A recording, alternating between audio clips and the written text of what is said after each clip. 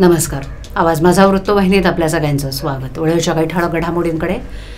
आरक्षणावरील भाडेवाढ रद्द, परिवहन मंत्री प्रताप सरनाईक. पालिकेसमोर परिवहन मंत्र्यांचा नाट्यगृह उभारणीचा प्रस्ताव आणि रेल्वे मंत्र्यांचा खासदार नरेश म्हस्के यांनी वेधलं लक्ष. राज्याचे उपमुख्यमंत्री एकनाथ शिंदे यांनी दिलेल्या निर्देशानुसार मुंबईतील चाकरमान्यांच्या भावना लक्षात घेता यंदा गौरी गणपती उत्सवासाठी कोकणात जाणाऱ्या चाकरमानी प्रवाशांच्या एकेरी गट आरक्षणावरील 30% भाडेवाढ मागे घेण्यात येत असल्याची घोषणा परिवहन मंत्री तथा एसटी महामंडळाचे अध्यक्ष प्रताप सरनाईक यांनी केली.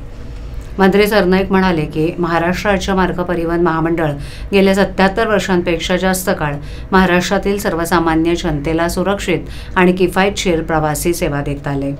महाराष्ट्रातील सर्वसामान्य जनतेला फायदा तोट्याचा विचार न करता दैनंदिन प्रवासाबरोबरच सण, यात्रा, उत्सव, लग्नकार्य यासाठी एसटी वेळेवर उपलब्ध करून दिली जाते. विशेषतः गणपती उत्सव, आषाढी यात्रा, होळीचा उत्सव यासाठी प्रवाशांच्या मागणीनुसार गट आरक्षणासाठी मोठ्या प्रमाणात बसेस उपलब्ध करून दिल्या जातात.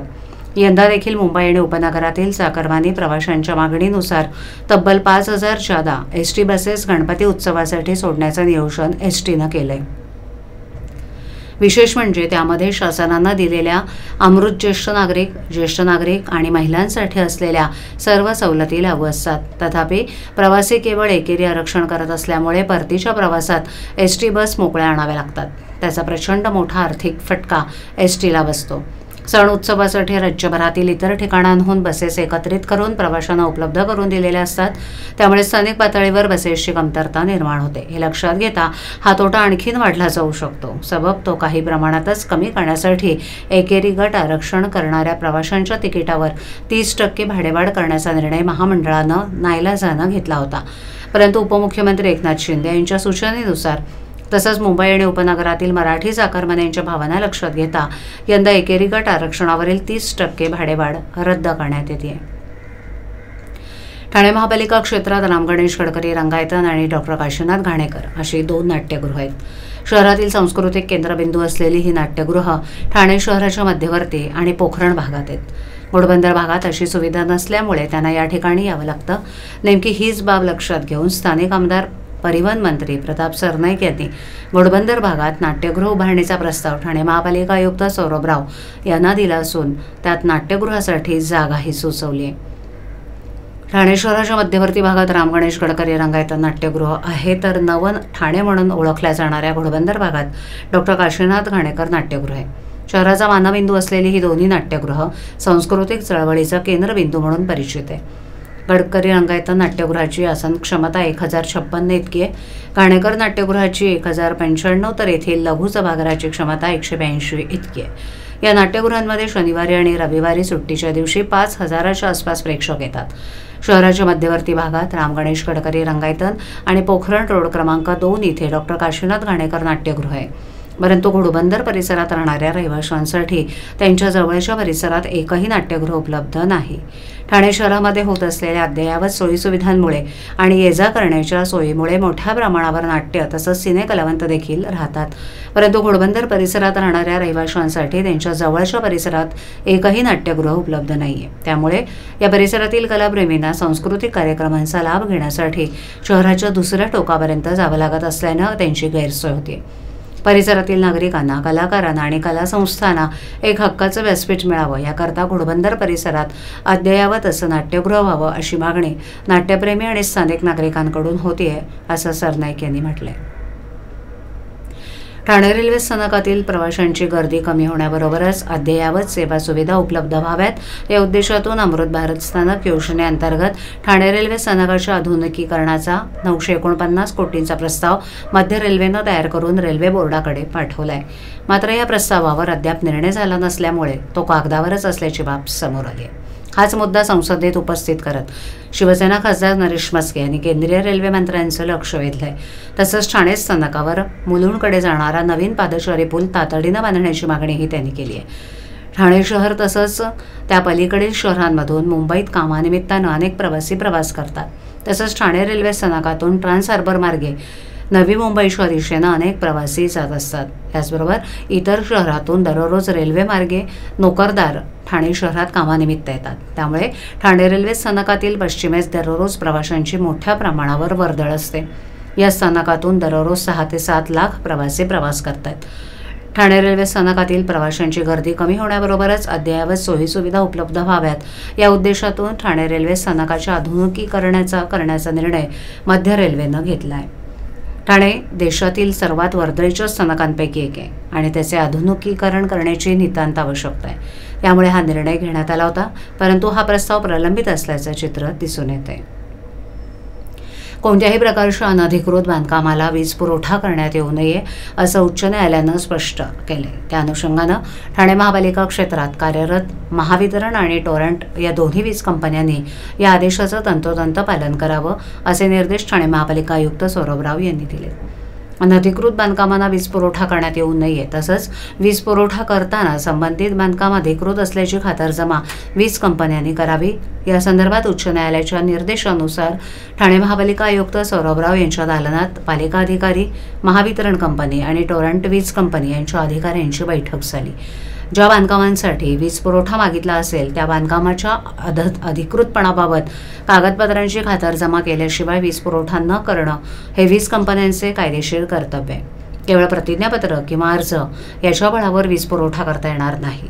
ही अतिशय महत्त्वाची आणि गंभीर बाब असून पालिका आयुक्तांनी त्या संदर्भात महावितरण आणि इतर वीज कंपन्यांच्या वरिष्ठ अधिकाऱ्यांशी विचारविनिमय करावा. केवळ अधिकृत बांधकामालाच वीज पुरवठा केला जाईल या दृष्टीनं पावलं उचलावीत असं उच्च न्यायालयाने आदेश दिलेत. उच्च न्यायालयाच्या या आदेशाची सविस्तर माहिती आयुक्त राव यांनी बैठकीत दिली. या संदर्भात आजपासून दोन्ही कंपन्यांनी बांधकामाच्या अधिकृतपणाची खात्री केल्याशिवाय वीज पुरवठा देऊ नये असे स्पष्ट निर्देशही दिलेत. ग्राहकांना त्रास होऊ नये आणि अनधिकृत बांधकामांना वीज पुरवठा होऊ नये या दृष्टीनं या परिस्थितीतून कंपन्यांनी वरिष्ठ पातळीवर मार्ग काढावा. त्यासाठी पालिकेच्या शहर विकास विभागाचंही सहकार्य घ्यावं अशा सूचनाही आयुक्त राव यांनी बैठकीत केल्या. विजेसाठी अर्ज केल्यानंतर किती काळात वीज पुरवठा दिला पाहिजे यासाठी जशी मार्गदर्शक तत्त्व आहेत त्याचप्रमाणे अनधिकृत बांधकामांना वीज जोडणी देता येणार नाही हेही उच्च न्यायालयानं स्पष्ट केलंय. त्यामुळे त्यासाठी तातडीनं कार्यपद्धती निश्चित करावी असंही आयुक्त राव म्हणाले. जिल्ह्यातील शहापूर तालुक्यात एक धक्कादायक प्रकार उघडकीस आलाय. नाडगाव ग्रामपंचायतीच्या हद्दीत येणाऱ्या एका दुर्गम गावात रस्त्याची पूर्णपणे अनुपस्थिती असल्यानं एका गरोदर महिलेला पालखी म्हणजेच डोलीमार्फत रुग्णालयात नेण्याची वेळ आली आहे. ही घटना केवळ एका व्यक्तीचा संघर्ष नसून ग्रामीण भागातील आरोग्य सेवेची आणि पायाभूत सुविधांची व्यथा अधोरेखित करणारी आहे. महिलेची प्रकृती अचानक बिघडल्यानं तिला हॉस्पिटलमध्ये दाखल करणं आवश्यक होतं. मात्र गावात रस्ता नसल्यामुळे तिथपर्यंत ॲम्ब्युलन्स पोहोचू शकली नाही. अशा कठीण प्रसंगी स्थानिकांनी पुढाकार घेत तिला सुमारे 1 किलोमीटर अंतरावर रस्त्याच्या टोकापर्यंत पालखीतून नेलं. तिथून पुढे तिला ठाणे सिव्हिल हॉस्पिटलमध्ये दाखल करण्यात आलं. सुदैवानं तिची प्रकृती आता स्थिर असून या घटनेमुळे नाडगाव ग्रामपंचायतीच्या उदासीनतेवर बोट ठेवलं जाते. स्थानिक प्रशासनाकडून रस्त्याच्या कामाबाबत कोणतीही ठोस पावलं उचलण्यात आलेली नाहीत. ही अपुरी पायाभूत सुविधा नागरिकांच्या जीवावर बेतू शकते याचं हे जिवंत उदाहरण आहे. भारत सरकारच्या अलीकडील अहवालानुसार देशातील 30% ग्रामीण भाग अजूनही चांगल्या रस्त्यांनी जोडलेला नाही. अशा परिस्थितीत आपत्कालीन वैद्यकीय मदत पोहोचवणं कठीण होतं. ही घटना केवळ एक अपवाद नसून ग्रामीण आरोग्य सेवेतील असमानतेचं निर्देशक आहे. यावरून सरकार आणि स्थानिक स्वराज्य संस्थांना आरोग्य सेवा, वाहतूक आणि पायाभूत सुविधांमध्ये अधिक गुंतवणुकीची आवश्यकता असल्याचं अधोरेखित होतंय. ग्रामीण जनतेला वेळेवर आणि प्रभावी वैद्यकीय सेवा उपलब्ध करून देण्यासाठी रस्त्यांचा विकास अनिवार्य आहे. बेकायदेशीरपणे विद्यार्थ्यांची वाहतूक करणाऱ्या खासगी स्कूल व्हॅन चालकांविरोधात कारवाई करण्यात आली आहे. प्रादेशिक परिवहन विभाग आणि ठाणे वाहतूक पोलिसांच्या संयुक्त कारवाईत गेल्या 6 दिवसात 202 वाहनांची तपासणी करण्यात आली असून त्यातील 47 वाहनं कोणत्याही वैध परवाना आणि सुरक्षिततेच्या निकषांशिवाय विद्यार्थी वाहतूक करत असल्याचं उघड झालं. शालेय वाहतुकीसाठी आवश्यक असलेल्या प्रथमोपचार पेटी, GPS यंत्रणा, योग्य आसन व्यवस्था, फिटनेस प्रमाणपत्र यासारख्या आवश्यक सुविधा अनेक वाहनांमध्ये नव्हत्या. काही वाहनांमध्ये विद्यार्थ्यांना कोंबून नेलं जात असल्याचंही निरीक्षण करण्यात आले. वागळे स्ट्रीट, कोपरी, घोडबंदर, माझिवडा आणि कळवा परिसरात सकाळच्या वेळेस विशेष पथकांनी तपासणी मोहीम सुरू केली आहे. ही मोहीम प्रादेशिक परिवहन अधिकारी हिमांगिनी पाटील आणि वाहतूक शाखेचे पोलीस उपायुक्त पंकज शिरसाट यांच्या मार्गदर्शनाखाली राबवली जाते। रोहित काटकर, अधिकारी, उपप्रादेशिक परिवहन, विद्यार्थ्यांच्या सुरक्षेच्या बाबत कोणतीही तडजोड केली जाणार नाही। बेकायदेशीर वाहनं चालवणाऱ्यांवर कठोर दंडात्मक कारवाई केली जाते आणि ही मोहीम सातत्यानं सुरू राहणार आहे। अलीकडील काही दुर्घटनांच्या पार्श्वभूमीवर ही कारवाई सुरू करण्यात आली आहे, त्यामुळे खासगी स्कूल व्हॅन चालकांचं धाबदण आणलंय। प्रशासनानं घेतलेला हा निर्णय पालकवर्गात समाधानाचं वातावरण निर्माण करत असून विद्यार्थ्यांच्या सुरक्षेसाठी ही मोहीम आवश्यक असल्याचं मत पालकांकडून व्यक्त केलं जाते। आवाज माझावरील एखादी बातमी पाहिजे राहून गेली असल्यास यूट्यूबवर येते तुम्ही पाहू शकता, तर मग नक्की सबस्क्राईब करा आवाज माझा। आजच्या ठळक घडामोडी शेवटी पुन्हा एकदा, आरक्षणावरील भाडेवाढ रद्द, परिवहन मंत्री प्रताप सरनाईक, पालिकेसमोर परिवहन मंत्र्यांचा नाट्यगृह उभारणीचा प्रस्ताव आणि रेल्वे मंत्र्यांचा खासदार नरेश म्हस्के यांनी वेधलं लक्ष। आपल्या विभागातील काही सूचना अथवा समस्या असल्यास त्या आमच्यापर्यंत जरूर पोहोचवा, आम्ही तुमचा आवाज नागरिकांपर्यंत नक्की पोहोचवू। आम्हाला संपर्क करण्यासाठी आमचा पत्ता आवाज माझा 103 साईल 1 आदर्शनगर कोलबाड रोड ठाणे पश्चिम, आमचा दूरध्वनी क्रमांक 7666621341, आमचा ईमेल ID awazmaza.tv@gmail.com। तर पुन्हा भेटू याच वेळी याच ठिकाणी काही नवीन घडामोडींसह आवाज माझा वृत्तवाहिनी। तोपर्यंत नमस्कार।